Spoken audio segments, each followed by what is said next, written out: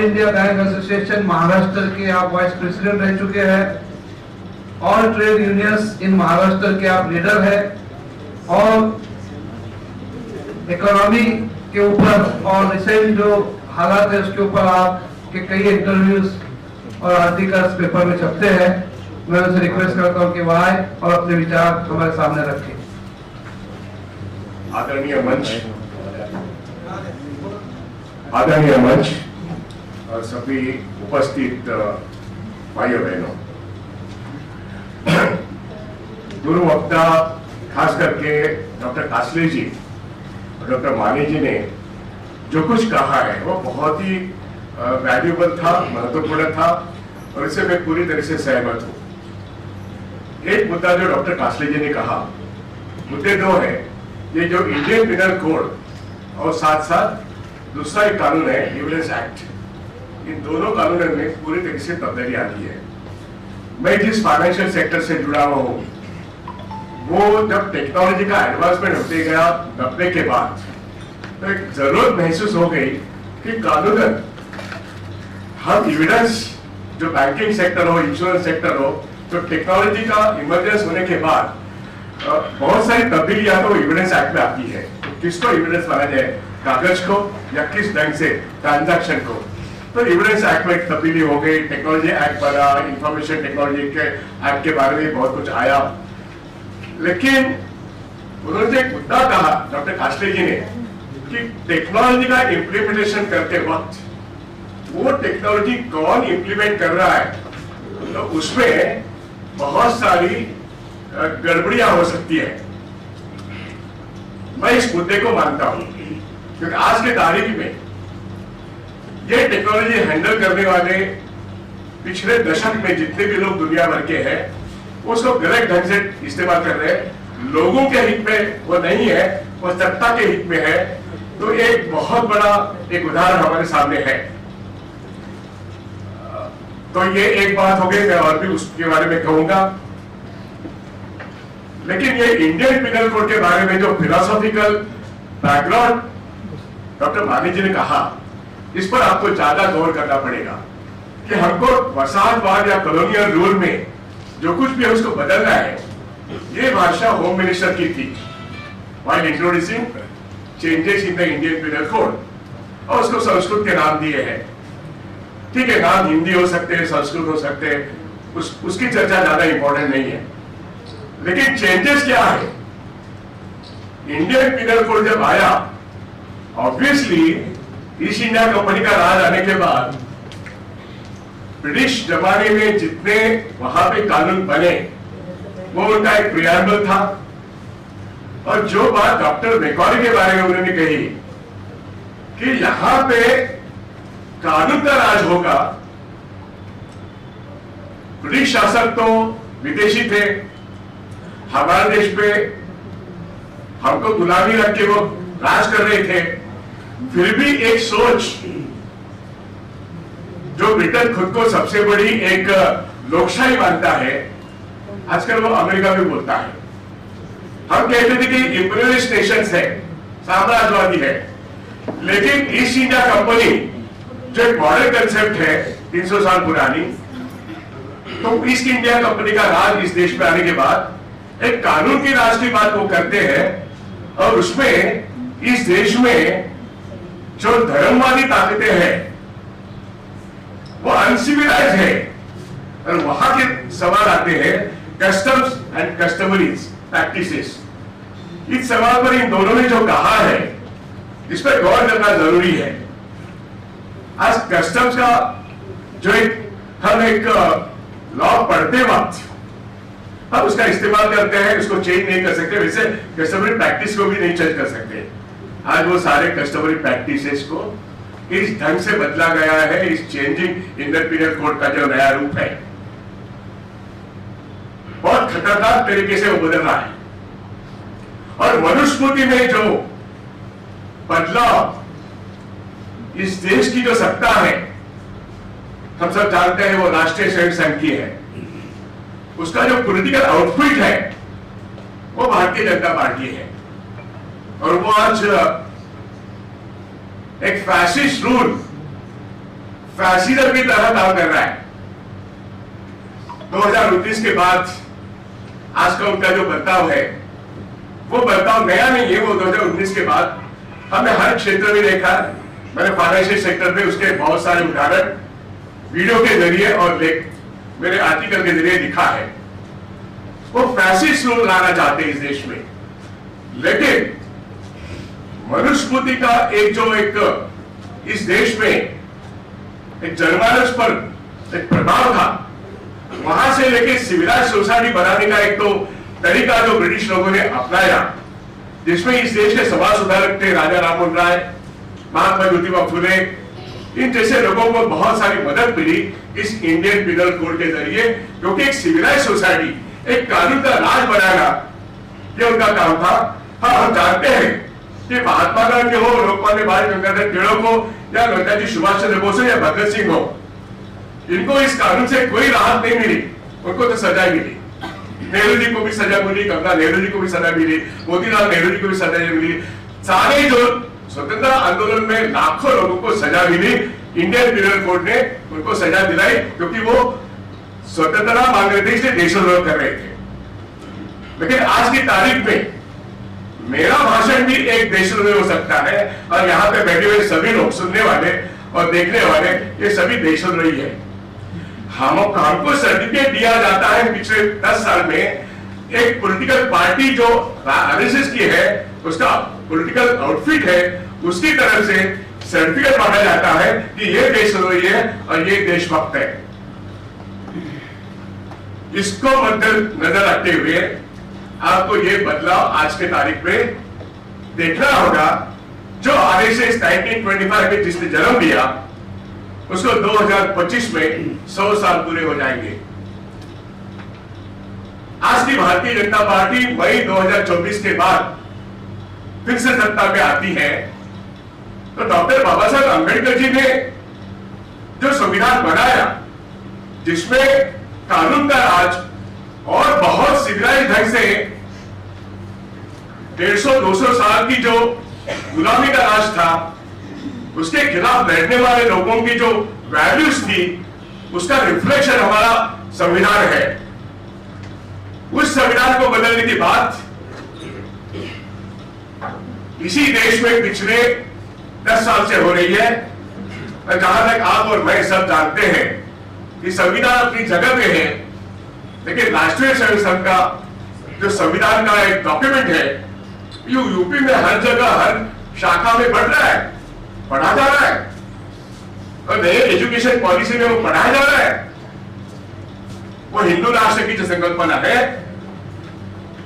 उसकी तैयारी Indian penal code को बदल के ये जो 3 कानून आए हैं, इसमें से बड़े प्रावधान वो एक पुलिस राज को कायम करने वाले हैं।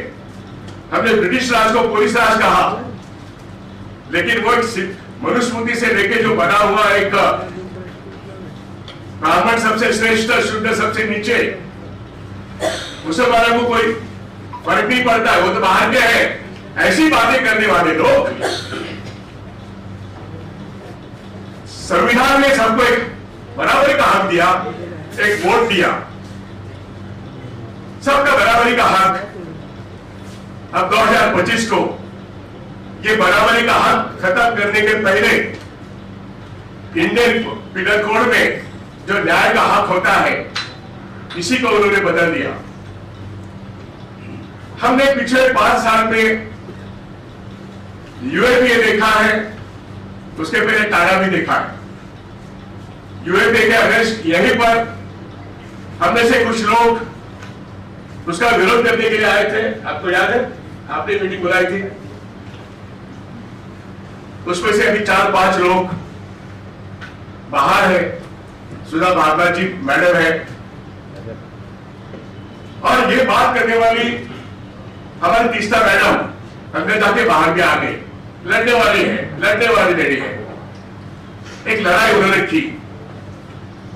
हमारा right to speech, right to expression, ये जो फंडामेंटल राइट्स है, राइट टू मतलब ये सारे कॉन्स्टिट्यूशन राइट्स है, इसको खत्म करने वाली बात इंडियन पिनल कोड में पहले आई है, संविधान में बहुत सारा चीज आएगा, लेकिन पिछले 5 या 10 साल हमने आज के संविधान के कानूनों को भी पैरों तले कुचलते हुए देखा है। तो ये आगे के दिन इतने खतरे वाले हैं कि हमको वो 2025 नहीं देखता है। 22 तारीख को एक अयोध्या में राम मंदिर होगा, ठीक है, हर धर्म के कोई भगवान होते हैं, वो होना चाहिए, इसमें कोई, क्योंकि हर धर्म का एक कोई ना कोई आइडल होता ही है। और धर्म के मामले में हमारा संविधान तो सबको एक हक देता है, लेकिन हमारा संविधान ये भी तो कहता है ना कि सरकार को कोई धर्म नहीं होता है, तो सरकार मंदिर कैसे बनाती है? मंदिर हो या मस्जिद हो, अगर आपको अयोध्या और मथुरा यहां पे डिगिंग करना है, उत्खनन करना है, खोद के दिखाना है, तो आपको बुद्ध के मंदिर मिलेंगे। ये तो सच है कि नहीं? यहां पे पहला रीजन कौन सा था? तो इसलिए शोषण व्यवस्था के खिलाफ भगवान बुद्ध ने आवाज उठाई। आज भगवान बुद्ध की आवाज भी मिटा दो, अल्पसंख्यकों की आवाज मिटा दो, बाबर के नाम से गाली दो, मुगलों के नाम से गाली दो, ब्रिटिशर को जिन्होंने पूरी 150 साल 100 साल सपोर्ट किया, वो अभी 2025 में सत्ता में पूरी तरह से आने की कोशिश कर रहे हैं और इस संविधान को बदलेंगे। उसका एक प्रियम्बल इंडियन पिनल कोड है, उसका जो चेंजेस आ रहा है, मोटी मोटी बातें तो मुझे भी मालूम है, लेकिन डॉक्टर पानी जी ने जो कहा, डॉक्टर कास्ले ने जो कहा, वो बहुत बढ़िया तरीके से कहा, उसको रिपीट नहीं करना चाहता हूं, लेकिन यह कहां तक सही होगा कि पुलिस ने किसी को पकड़ लिया है तो 90 दिन तक वो छूटेगा नहीं। Police Raj is ensuring the police custody for 90 days. This becomes a law. UAP में 2 साल कोई किसी को पूछेगा नहीं, 2 साल, और यहां पे 90 दिन। सवाल यह आता है, जब ये कानून पास हुआ तो पार्लियामेंट के 150 लोग बाहर थे, सवाल पूछने वाला कोई नहीं था, और भारतीय जनता पार्टी का एक भी आदमी सवाल पूछने के लिए आगे नहीं आया, क्योंकि it is a party virtually under the dictatorship of only 2%। आवाज करोगे तो बाहर जाओगे, अपोजिशन को तो बाहर निकलना बहुत आसान है, उससे आसान तो इनकी आवाज दबा के रखिए 10 साल। मतलब इस देश की जनता की आवाज को दबाने का एक तरीका इंडियन पिनल कोड का यह नया रूप है। मैं लॉ का स्टूडेंट हूं, मैं लॉयर नहीं हूं, काला कोट नहीं पहना है, लेकिन मैं ये कह रहा हूं कि without going to the parliament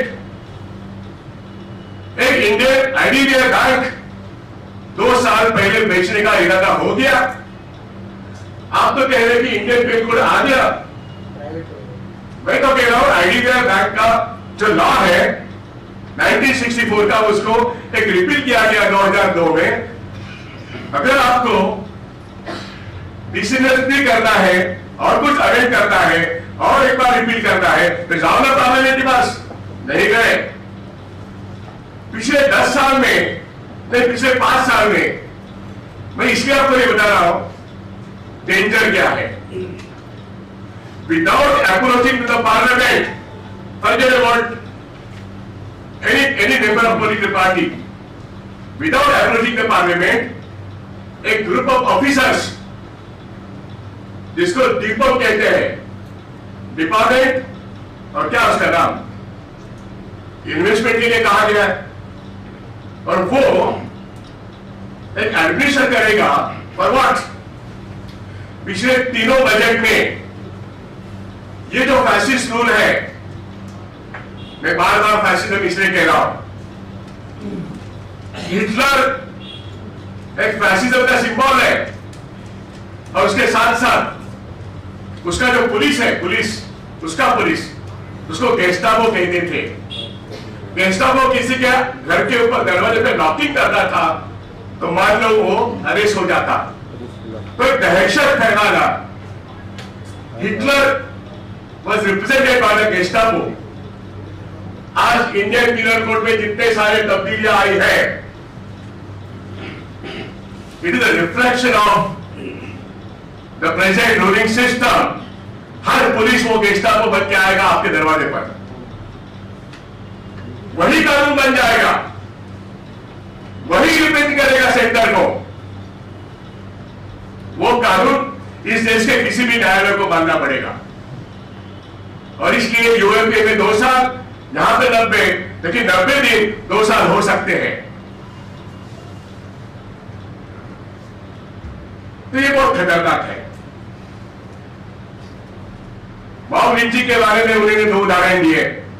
मैं डॉक्टर कासले जी का उदाहरण जो है उसको ज्यादा एक्सप्लेन करना चाहता हूं। मॉब लिंचिंग का एक सवाल इस नए कानून में आया, इसलिए डॉक्टर बानेजी ने कहा कि कम से कम मॉब लिंचिंग जो दलितों का हो रहा है इसके बारे में लिखा तो सही, लेकिन आप गुनहगार किसको मानोगे?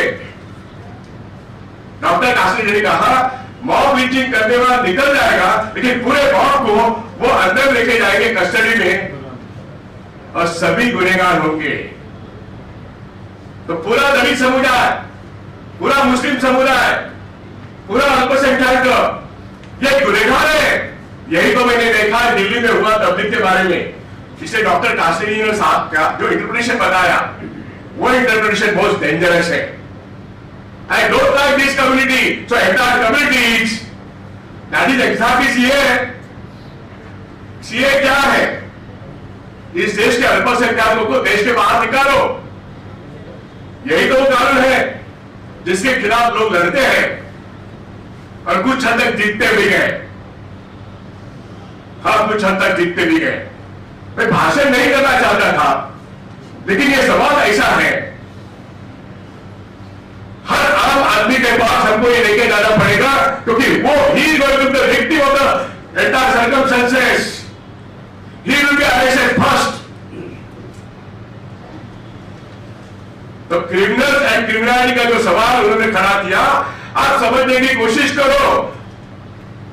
मैं क्रिमिनल नहीं हूं तो भी मैं क्रिमिनल बन सकता हूं। अब क्रिमिनलिटी तो खत्म वही करेंगे और जिनको वो क्रिमिनल कहेंगे वही क्रिमिनल होगा और हम सब क्रिमिनल रहेंगे। और इसलिए आज का ये सवाल जो है sedition to treason, sedition law के बारे में तो कुछ नहीं कहा।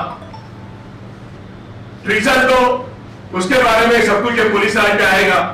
मेरे सामने सवाल है, पूरा फाइनेंशियल सेक्टर जून के बाद ऑलरेडी कैबिनेट डिसीजन हो चुका है। पिछले 3 बजट में एसेट मॉडर्नाइजेशन पाइपलाइन तय की गई है और मैंने कहा था कि ये वस्तु है, इसकी कीमत 100 रुपए है, मैं बोल रहा हूं इसकी कीमत 35 रुपए है, और कोई आके बोलेगा इसकी कीमत 25 रुपए है और खरीदने वाला उसको 20 रुपए में खरीदेगा। Yes, that particular commodity will be sold out in 20 rupees which is having a value of 100 rupees। सारे हमारे पब्लिक एसेट्स, मतलब सरकारी कंपनियां, गवर्नमेंट एस्टैब्लिशमेंट बेच के जून के बाद ये निर्णय तो बजट में पास हो गया है, अपोजिशन के सामने पास हो गया है।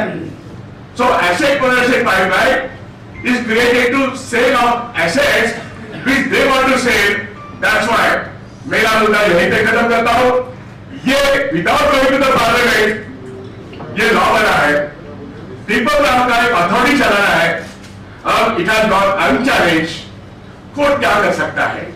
Indian police raj through this Indian penal code के नए जो नाम है उसके जरिए आ गए। तो ये पुलिस राज ब्रिटिश राज से भी खतरनाक है। ब्रिटिश राज को तो हमने हटाया, लेकिन क्या मई 24 के बाद हम इस पुलिस राज को खत्म करने के लिए ये मुद्दा इलेक्शन एजेंडा बनाएंगे?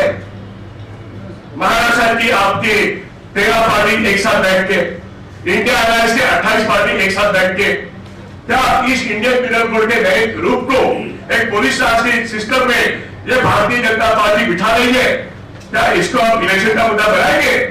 मैं कहता हूं ये बनाना जरूर है। क्योंकि ये सिविलाइज सोसाइटी को क्रिमिनल बनाना चाहती है। हमारे जो एक्सप्रेशन सवाल है, right to freedom of expression, ये फंडामेंटल राइट है, इसको भी खत्म किया जाना, इससे मेरा सवाल। हम इस चीज को एक इलेक्शन एजेंडा बना के आगे 3 महीने के अंदर हम जितना भी कुछ लिख सकते हैं, बोल सकते हैं, काम कर सकते हैं, इस बंबई शहर से यह आवाज उठनी चाहिए। मैं आपको मुबारक देता हूं कि यूनाइटेड अगेंस्ट